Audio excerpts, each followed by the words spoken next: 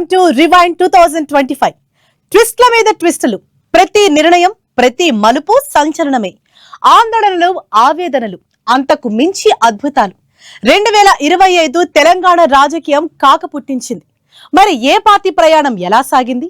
కలిసొచ్చింది ఎవరికి? కలబడింది ఎవరు? 2025 Telangana political year roundup. Watch it.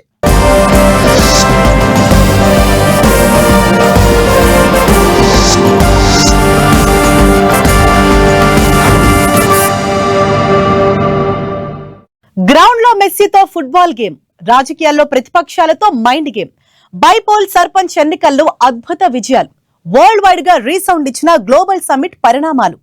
2025 Revanth కు కాంగ్రెస్ ప్రభుత్వానికి అద్భుతంగా కలిసొచ్చింది. ముఖ్యమంత్రిగా మొదటి ఏడాది కాస్త తడబడినట్లు కనిపించిన రేవంత్ 2025లో మాత్రం పాలనలో, పథకాల్లో తన మార్క్ క్రియేట్ చేశారు. ఈ ఏడాది పరిణామాలు రాజకీయంగా ఆయనకు భారీ బూస్టింగ్ ఇచ్చాయి. 2025లో కాంగ్రెస్ సర్కార్ జర్నీ ఎలా సాగింది? సీఎం గా రేవంత్ వేసిన ముద్ర ఏంటి? యనమల రేవంత్ రెడ్డి అనే నేను శాసనాలను అనుసరించి ప్రజలందరికీ న్యాయం చేకూరుస్తానని దైవ సాక్షిగా ప్రమాణం చేస్తున్నాను. తెలంగాణ రెండో ముఖ్యమంత్రిగా పగ్గాలు చేపట్టిన రేవంత్ రెడ్డికి రెండో ఏడాది పాలన బాగా కలిసొచ్చింది. మొదటి ఏడాదిలో రాజకీయంగా ఒడిదొడుకులు ఎదుర్కొన్న ఆయనకు 2025 మంచి ధైర్యమిచ్చింది. ఈ ఏడాదిలో దక్కిన విజయాలు రేవంత్ కు 5 ఏళ్లకు సరిపడా శక్తినిచ్చాయి అనడంలో ఎలాంటి అనుమానం లేదు. సీఎం గా నిలదొక్కుకోగలరా అనుకున్న వాళ్లకు ఇప్పుడు కాంగ్రెస్ లో ఆయన తప్ప మరొకరు కనిపించని స్థాయికి చేర్చే రేంజ్ లో రేవంత్ రెడ్డికి 2025 సంవత్సరం కలిసొచ్చింది. గాడి తప్పిన ఆర్థిక వ్యవస్థను సరిచేసుకుంటూ సంక్షేమ, అభివృద్ధి మంత్రంతో ఈ ఏడాది ముందుకు వెళ్లిన సీఎం రేవంత్ పరిపాలనలోనూ తనదైన మార్క్ క్రియేట్ చేశారు. ఆదాయాన్ని పెంచడం, పేదలకు పంచడమే లక్ష్యమన్న ఆయనకు ఈ ఏడాది ప్రారంభించిన సంక్షేమ పథకాలు మంచి ఊపునిచ్చాయి. పేదలకు 4.5 లక్షల ఇందిరమ్మ ఇండ్ల నిర్మాణానికి శ్రీకారం చుట్టింది కూడా ఈ ఏడాది. గత 5 ఏళ్లుగా పేదల రేషన్ కార్డుల ఎదురు చూపులకు ఈ ఏడాది ఫుల్ స్టాప్ పెట్టింది రేవంత్ సర్కార్. దీంతో పాటు దేశంలో ఎక్కడా లేని విధంగా రేషన్ షాపుల్లో పేదలకు సన్న బియ్యం అందించింది. ఇక ఎన్నికల్లో ఇచ్చిన హామీలను నిలబెట్టుకుంటూ ప్రతి ఎకరాకు 12,000 రైతు భరోసా, సన్న వడ్లకు బోనస్ అందించడంతో పాటు గుంట పొలం లేని కూలీలకు ఇందిరమ్మ అభయ హస్తమిచ్చింది. ఇక 1 కోటి మంది మహిళలకు చీరలు పంచింది. ఓవరాల్ గా ఈ ఏడాది రేవంత్ సర్కారు అమలు చేసిన సంక్షేమ మంత్రం జనాల్లో సర్కారు గ్రాఫ్ ను అమాంతం పెంచింది.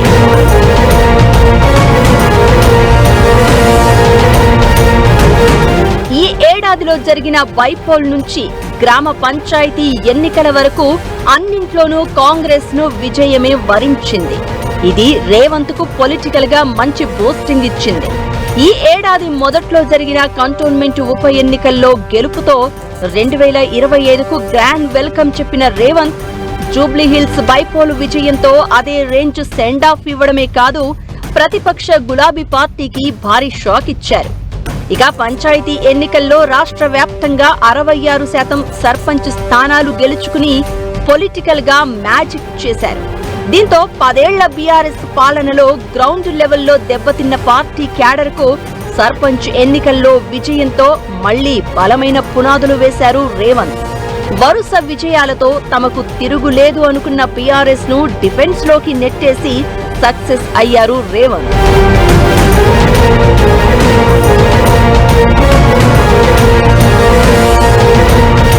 ఇక పాలనలో తన మార్క్ సంస్కరణలకు శ్రీకారం చుట్టారు సీఎం రేవంత్. బీఆర్ఎస్ హయాంలో భూ సమస్యలకు కేరాఫ్ గా ఉన్న ధరణి స్థానంలో భూభారతిని తీసుకువచ్చింది రేవంత్ సర్కార్. ఇక ఈ ఏడాది క్యాబినెట్ ను విస్తరించిన రేవంత్ వివేక్, అడ్లూరి లక్ష్మణ్, వాకిటి శ్రీహరి, అజారుద్దీన్ ను మంత్రివర్గంలోకి తీసుకున్నారు. పెండింగ్ లో ఉన్న 2 బెర్తుల భర్తీపై సీరియస్ గా దృష్టి పెట్టినా హైకమాండ్ నిర్ణయంతో చివరి క్షణంలో ఆగిపోయింది. ఇక 2025 జనవరిలో దావోస్ వేదికగా ఏకంగా 1,79,000 కోట్ల పెట్టుబడులను తెలంగాణకు తీసుకువచ్చి కొత్త రికార్డు సృష్టించింది రేవంత్ సర్కార్. దీంతో పాటు గ్లోబల్ సమ్మిట్ వేదికగా మరో 5,79 కోట్ల పెట్టుబడులకు MOUలు కుదుర్చుకుంది. ప్రపంచానికి తెలంగాణ మోడల్ పరిచయం చేయాలనే పట్టుదలతో కనిపిస్తున్న రేవంత్ సర్కార్ దీనికి అనుగుణంగా ఈ ఏడాది హైదరాబాద్లో మెగా ప్రాజెక్టుకు శ్రీకారం చుట్టింది. మెట్రో విస్తరణతో పాటు మూసీ డెవలప్మెంట్ కారిడార్ను అభివృద్ధికి కేరాఫ్ గా మార్చి ప్రపంచ పర్యాటకులను ఆకర్షించేలా ప్రణాళికలు సిద్ధం చేస్తోంది. త్వరలోనే బాపు ఘాట్ దగ్గర అతి ఎత్తైన గాంధీ విగ్రహ ఏర్పాటుకు రెడీ అవుతోంది. ఇక న్యూయార్క్, టోక్యో సిటీలకు ధీటుగా హైదరాబాద్ ఫోర్త్ సిటీగా ఫ్యూచర్ సిటీ నిర్మాణానికి పునాది వేశారు సీఎం రేవంత్. రాజధాని శివారులోని బేగర కంచెలో 30,000 ఎకరాల్లో జీరో నెట్ సిటీని నిర్మించనున్నారు. ఇప్పటికే ఫ్యూచర్ సిటీలోకి దిగ్గజ కంపెనీల రాక మొదలైంది కూడా. AI, sports hub, skill university, IT, pharma, bio ఇలా ప్రపంచ దిగ్గజ సంస్థలకు కేర్ ఆఫ్ గా ఫ్యూచర్ సిటీని తీర్చిదిద్దాలి అని రేవంత్ సర్కారు లక్ష్యంగా పెట్టుకుంది. ఇక ఫ్యూచర్ సిటీ వేదికగా తెలంగాణ రైజింగ్ 2047 గ్లోబల్ సమ్మిట్ చేపట్టిన సర్కార్ ప్రపంచ దిగ్గజ కంపెనీలను రప్పించింది. సమ్మిట్ వేదికగా తెలంగాణ రైజింగ్ 2047 విజన్ డాక్యుమెంట్ ను ఆవిష్కరించిన సీఎం రేవంత్ తన గ్లోబల్ ఇమేజ్ పెంచుకున్నారు. ఇక ఫుట్బాల్ లెజెండ్ మెస్సీతో కలిసి ఫుట్బాల్ ఆడిన రేవంత్ కు కొత్త ఇమేజ్ రావడమే కాదు, నేషనల్ పాలిటిక్స్ లో క్రేజీ స్టార్ గా మారిపోయారాయన. మరీ ముఖ్యంగా యువతలో ఆయన పర్సనల్ గ్రాఫ్ అమాంతం పెరిగింది. దశాబ్దాల డిమాండ్ గా ఉన్న మాదిగ రిజర్వేషన్లను అమలు చేసిన తొలి రాష్ట్రంగా తెలంగాణను నిలిపిన రేవంత్ సర్కార్ స్వాతంత్ర్యం తర్వాత బీసీ కుల గణనను శాస్త్రీయంగా నిర్వహించి సరికొత్త రికార్డు క్రియేట్ చేసింది. ఇక స్థానిక ఎన్నికల్లో బీసీలకు 42% రిజర్వేషన్లను ప్రకటించినా అది కోర్టు తీర్పుతో ఆగిపోయింది. అయితే ఈ విషయంలో రాజకీయంగా మాత్రం ప్రతిపక్షాలను డిఫెన్స్ లోకి నెట్టేశారు. సీఎం హోదాలో గతంలో ఏ ముఖ్యమంత్రి చేయని విధంగా బోయో ఆర్ట్స్ కాలేజీ ముందు సభ నిర్వహించి ఉస్మానియా యూనివర్సిటీ అభివృద్ధి కోసం ఏకంగా 1,000 కోట్లు మంజూరు చేశారు.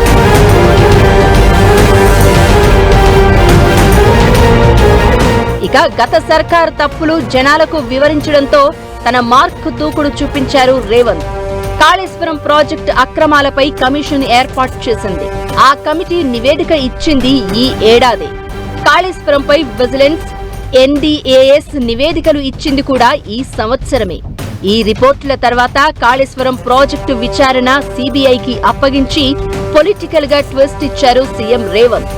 దీంతో పాటు ఈ కారు కేసును కూడా CBIకి అప్పగించింది. దీంతో రాజకీయంగా బీఆర్ఎస్, బీజేపీని ఒకేసారి టార్గెట్ చేసే వ్యూహాన్ని అమలు చేశారు. రాష్ట్రంలో సంచలనం సృష్టించిన ఫోన్ ట్యాపింగ్ కేసుపై సిట్ ఏర్పాటు చేసింది కూడా ఈ ఏడాది. ఓవరాల్ గా 2025లో వచ్చిన విజయాలు, అమలు చేసిన వ్యూహాలు, నిర్వహించిన గ్లోబల్ ఈవెంట్లు రేవంత్ నాయకత్వానికి బలమైన బూస్ట్ ఇచ్చాయి. 2025 ప్రభుత్వానికే కాదు కాంగ్రెస్ కి కూడా బాగా కలిసొచ్చింది.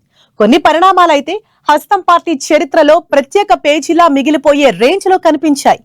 జూబ్లీహిల్స్ ఉప ఎన్నిక, లోకల్ బాడీ ఎన్నికల్లో విజయాలు హస్తం పార్టీకి మంచి బూస్టింగ్ ఇవ్వగా మంత్రుల పంచాయతీ మాత్రం కాస్త ఇరుకున పెట్టినట్లయింది. ఇక గ్రూప్ తగాదాలతో పార్టీలో గందరగోళం కనిపించింది. 2025లో కాంగ్రెస్ పార్టీలో చోటు చేసుకున్న కీలక పరిణామాలేంటి? Watch this. ప్రభుత్వంలో పార్టీ ఉన్నప్పుడు పార్టీ పరంగా కార్యక్రమాలు చాలా తక్కువ. ఎక్కడైనా జరిగేది ఇదే. తెలంగాణలోనూ అదే జరుగుతోంది. కాంగ్రెస్ అధికారంలో ఉండడంతో ప్రభుత్వ కార్యక్రమాల్లో పార్టీ నేతలు పాల్గొనడం మినహా ప్రత్యేకించి పార్టీ పరంగా పెద్దగా కార్యక్రమాలు లేవనే చెప్పాలి. అయితే పార్టీ చేపట్టిన కార్యక్రమాల్లో మంత్రులు, ఎమ్మెల్యేలు, కార్పొరేషన్ చైర్మన్లతో ముఖాముఖి కీలకం. గాంధీ భవన్ లో ప్రతిరోజు ఒక మంత్రో, ఎమ్మెల్యేనో లేదంటే కార్పొరేషన్ చైర్మనో ఎవరో ఒకరు అందుబాటులో ఉండాలి. జనాలు ఇచ్చే వినతి పత్రాలు స్వీకరించి సమస్యకు పరిష్కారం చూపించారు. పార్టీ పరంగా చేపట్టిన కార్యక్రమాల్లో ఇది కొంతవరకు సక్సెస్ అయింది.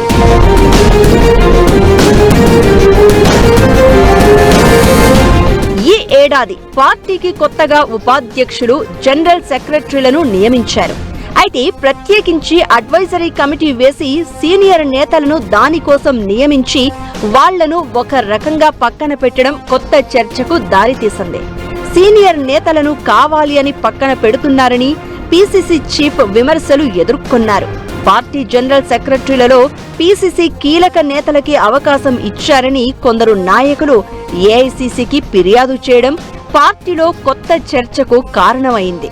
ఇక భారీ డిమాండ్ కారణంగా డీసీసీ పోస్టుల ఎంపిక కూడా కత్తి మీద సాములా కనిపించగా ఎట్టకేలకు కొన్ని కండిషన్లు పెట్టి ఎంపిక ప్రక్రియ చేపట్టారు. చివరికి ముఖ్య నేతలు అనుకున్న వారికే పదవులు ఇచ్చారు. దీంతో డీసీసీల విషయంలో భిన్నమైన వైఖరి కనిపించింది. దీంతో ఇప్పటికీ 2 జిల్లాలకు డీసీసీల ఎంపిక పెండింగ్ లోనే ఉంది. ఇక వాకిటి శ్రీహరి, వివేక్, అడ్లూరి లక్ష్మణ్ తో పాటు అజారుద్దీన్ ఈ ఏడాది మంత్రులుగా ప్రమోట్ అయ్యారు. ఇక సివిల్ సప్లై కార్పొరేషన్ చైర్మన్ గా ఎమ్మెల్యే ప్రేమ్ సాగర్ రావు, ప్రభుత్వ సలహాదారుగా సుదర్శన్ రెడ్డిని నియమించారు.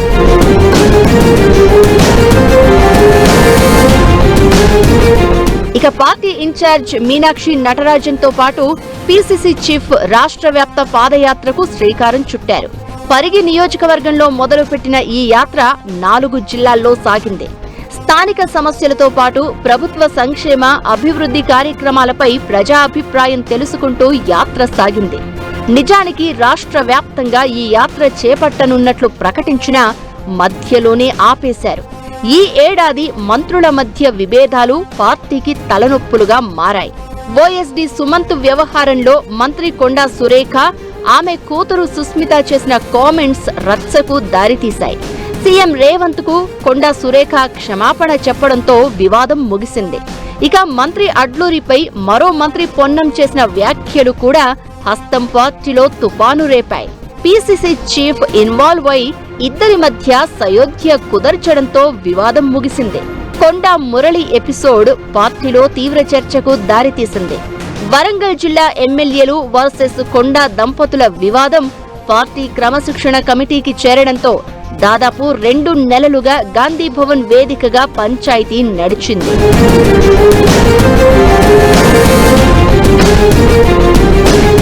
నలభై 42% బీసీ రిజర్వేషన్ల కోసం చలో ఢిల్లీ కార్యక్రమం చేపట్టింది హస్తం పార్టీ.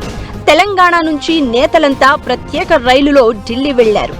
నేషనల్ హెరాల్డ్ కేసులో సోనియా, రాహుల్ పై బీజేపీ కక్షపూరితంగా వ్యవహరిస్తుందని ఈడీ ఆఫీసులు, బీజేపీ కార్యాలయాల ముందు ధర్నాలు నిర్వహించారు.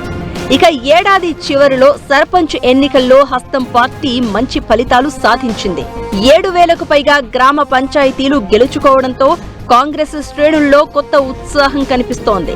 ఇక జూబ్లీహిల్స్ ఉప ఎన్నిక గెలుపు కూడా కాంగ్రెస్ మైలేజ్ ను పీక్స్ కు తీసుకెళ్లింది.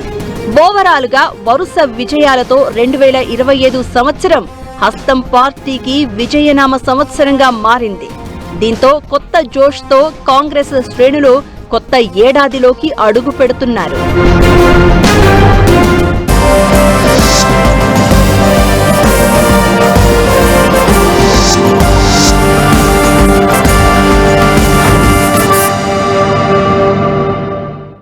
ఈ కార్ రేసు విచారణలు, కాళేశ్వరం వ్యవహారంలో ఆరోపణలు, ఫోన్ ట్యాపింగ్ ప్రకంపనలు, వీటన్నింటి మధ్యలో అంతర్గత విభేదాలు.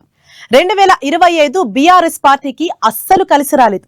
కేసులు, విచారణలు పార్టీలో ఒడిదొడుకులతోనే సరిపోయింది. పైగా జూబ్లీహిల్స్ ఓటమి పార్టీ శ్రేణుల్లో మరింత అసంతృప్తి మిగిల్చింది. ఈ ఏడాది కారు పార్టీకి ఎదురైన అనుభవాలేంటి? కొత్త ఏడాదికి కనిపిస్తున్న కీలక పరిణామం ఏంటి?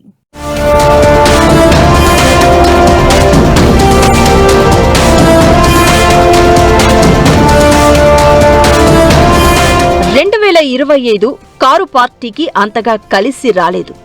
ఓవైపు కేసులు, మరోవైపు విచారణలు బీఆర్ఎస్ నేతలకు ఇబ్బందిగా మారాయి.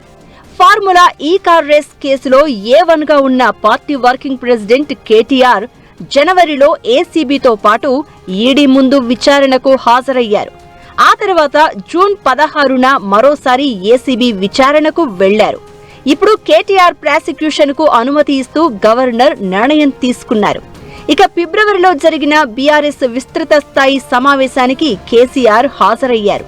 ఆ తర్వాత పార్టీ ఆవిర్భావానికి 25 ఏళ్ల సందర్భంగా ఏప్రిల్ 27న వరంగల్ జిల్లా ఎల్కతుర్తిలో రజతోత్సవ సభ నిర్వహించారు. ఈ మీటింగ్ తర్వాత పార్టీ క్యాడర్లో జోష్ కనిపించింది. రైతుల సమస్యలను హైలైట్ చేస్తూ జిల్లాల్లో రైతు దీక్షలు చేపట్టింది కారు పార్టీ.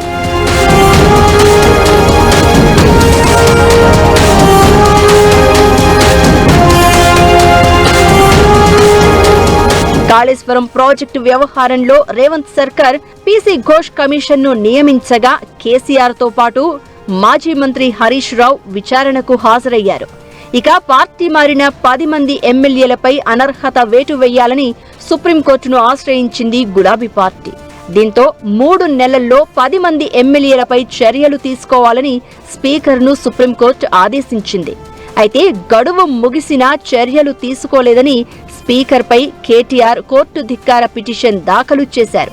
అయితే ఆ తర్వాత పరిణామాలతో 8 మంది ఎమ్మెల్యేలను విచారించి 5గురికి క్లీన్ చీట్ ఇస్తూ స్పీకర్ నిర్ణయం తీసుకున్నారు.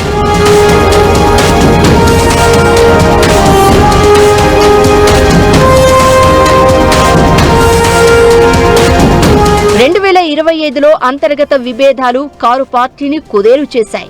గులాబీ పార్టీలో జరిగిన పరిణామాలను ఎమ్మెల్సీ కవిత బయటపెట్టేశారు. మాజీ మంత్రి హరీష్, రాజ్యసభ ఎంపీ సంతోష్ టార్గెట్ గా కవిత ఘాటు వ్యాఖ్యలు చేశారు. కేసీఆర్ మంచివారే, కానీ ఆయన చుట్టూ దయ్యాలు ఉన్నాయని ఆరోపించారు. బీజేపీలో బీఆర్ఎస్ విలీనం అంశాలను కూడా ప్రస్తావించారు. దీంతో కారు పార్టీలో ఒక్కసారిగా కలవరం కనిపించింది. ఇలాంటి పరిస్థితుల మధ్య బీఆర్ఎస్ నుంచి కవితను సస్పెండ్ చేశారు. ఆ తర్వాత పార్టీ సభ్యత్వానికి, ఎమ్మెల్సీ పదవికి కవిత రాజీనామా చేశారు. ప్రస్తుతం తెలంగాణ జాగృతి తరపున రాష్ట్ర వ్యాప్తంగా పర్యటనలు చేస్తున్నారు. బీఆర్ఎస్ ఎమ్మెల్యేలు, నేతలే లక్ష్యంగా కవిత చేస్తున్న వ్యాఖ్యలు గులాబీ పార్టీకి కొత్త తలపోట్లు తెచ్చిపెడుతున్నాయి. ఇక ఈ ఏడాదిని ఓటమితో ముగించింది బీఆర్ఎస్. సానుభూతి, ప్రభుత్వ వ్యతిరేకతతో జూబ్లీహిల్స్ లో గెలుస్తామని ఆశలు పెట్టుకున్నా వర్కౌట్ కాలేదు. దీంతో బీఆర్ఎస్ శ్రేణులు నిరుత్సాహంలో మునిగిపోయాయి.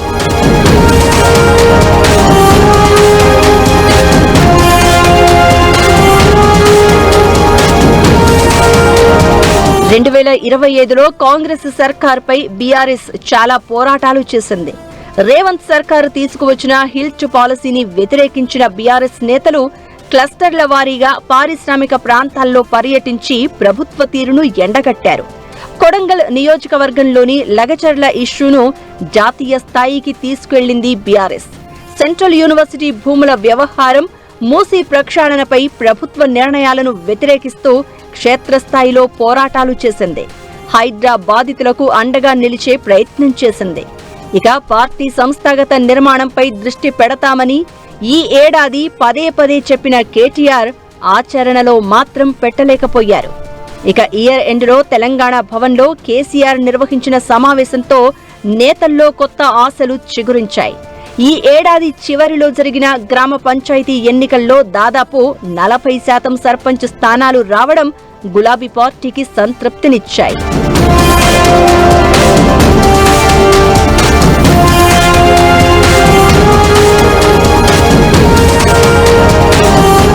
ఏడాది చివరిలో గులాబీ బాస్ కేసీఆర్ బయటకు రావడం క్యాడరులో జోష్ నింపింది. కృష్ణా, గోదావరి నదీ జలాల విషయంలో తెలంగాణకు కాంగ్రెస్ సర్కారు అన్యాయం చేస్తుందనే అంశంలో త్వరలోనే కార్యాచరణ ప్రకటిస్తామని కేసీఆర్ క్లారిటీ ఇచ్చారు. నల్గొండ, మహబూబ్ నగర్, రంగారెడ్డి జిల్లాల్లో వచ్చే ఏడాది భారీ సభలకు ప్లాన్ చేస్తోంది బీఆర్ఎస్. మొత్తానికి 2025 రాజకీయంగా గులాబీ పార్టీకి కలిసి రాలేదనే చర్చ జరుగుతోంది. ఇక ఫోన్ ట్యాపింగ్ అంశంలో కేసీఆర్ హరీష్ రావుకు నోటీసులు ఇస్తారనే ప్రచారం ఊపందుకుంది. మరి కొత్త ఏడాది కారు పార్టీకి అనుకూలంగా ఉంటుందా, లేదంటే కేసులే స్వాగతం పలుకుతాయా అనేది చూడాలి. మరి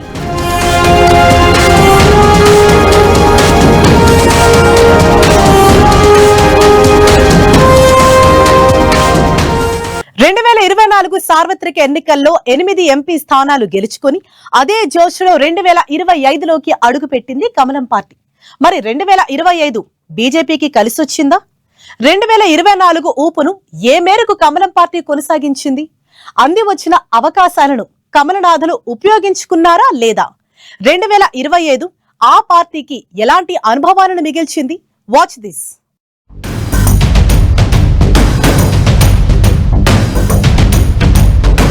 2024 తెలంగాణ బీజేపీకి బాగా కలిసి వచ్చింది. పార్లమెంట్ ఎన్నికల్లో 35% ఓట్లు, 8 ఎంపీ సీట్లు గెలుచుకుంది. ఆ జోష్తోనే 2025లోకి అడుగుపెట్టింది కమలం పార్టీ. అయితే ఆ ఊపుని కొనసాగించడంలో ఒక అడుగు ముందుకు 2 అడుగులు వెనక్కి అన్నట్లు బీజేపీ తీరు కనిపించింది. పార్లమెంటు ఎన్నికలు అయిపోగానే రాష్ట్రానికి నూతన అధ్యక్షుడు వస్తాడు అంటూ దాదాపు ఏడాది పాటు చర్చ జరిగింది. ఇదే కమలం పార్టీ కొంప ముంచింది. కిషన్ రెడ్డి కేంద్ర మంత్రిగా ఉంటూనే రాష్ట్ర అధ్యక్షుడిగా కొనసాగారు. ఆయన పార్ట్ టైం ప్రెసిడెంట్ గా కనిపించడంతో క్యాడర్ తెలియని నైరాశ్యంలోకి వెళ్లిపోయింది. దీంతో ఆ ఎఫెక్ట్ 2025లో స్పష్టంగా కనిపించింది.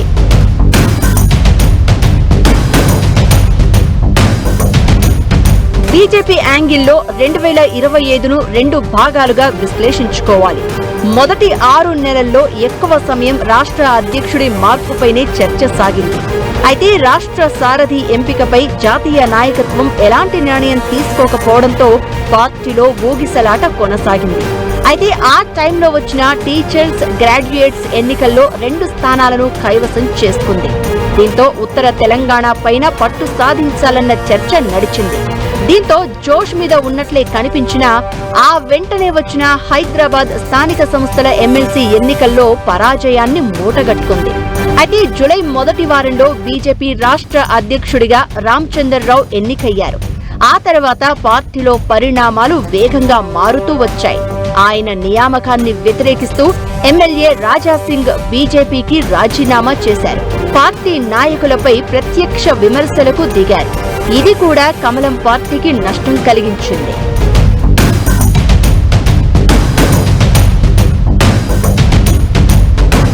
రాష్ట్ర అధ్యక్షుడిగా బాధ్యతలు తీసుకున్న తర్వాత తాను ఫ్లవర్ కాదు ఫైర్ అని ప్రూవ్ చేసుకునే ప్రయత్నం చేశారు రామచంద్రరావు.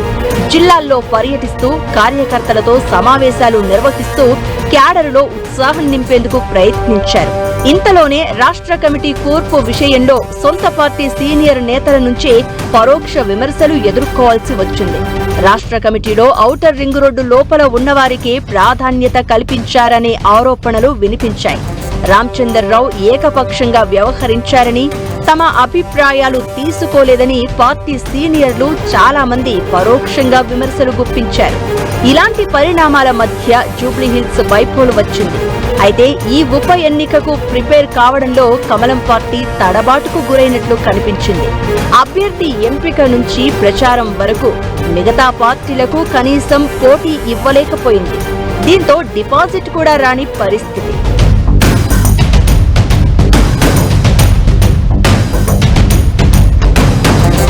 ఎన్ని విమర్శలు వచ్చినా పార్టీ మీద పట్టు సాధించేందుకు రామచంద్రరావు ప్రయత్నాలు కొనసాగిస్తూనే వస్తున్నారు. కాంగ్రెస్, బీఆర్ఎస్ ఒక్కటే అంటూనే జనాలకు తమ పార్టీ అండగా ఉంటుందని చెప్పే ప్రయత్నంలో భాగంగా 6 గ్యారంటీల అమలు కోసం ఇందిరా పార్క్ దగ్గర ధర్నా చేపట్టారు. హెల్త్ పాలసీ, జీహెచ్ఎంసీలో మున్సిపాలిటీలు, కార్పొరేషన్ల విలీనానికి వ్యతిరేకంగా కార్యక్రమాలు చేపట్టారు.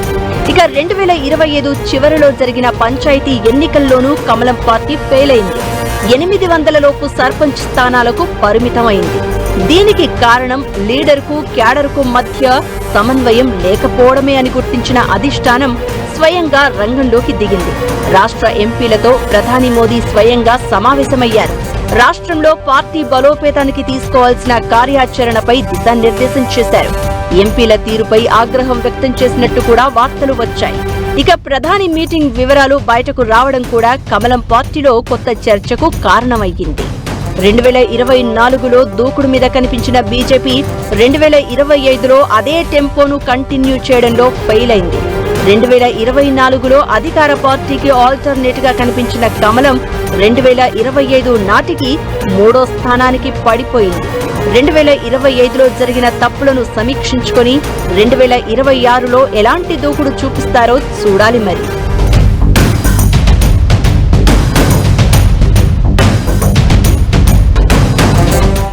ఇది రివైండ్ 2025. Keep watching 10 TV.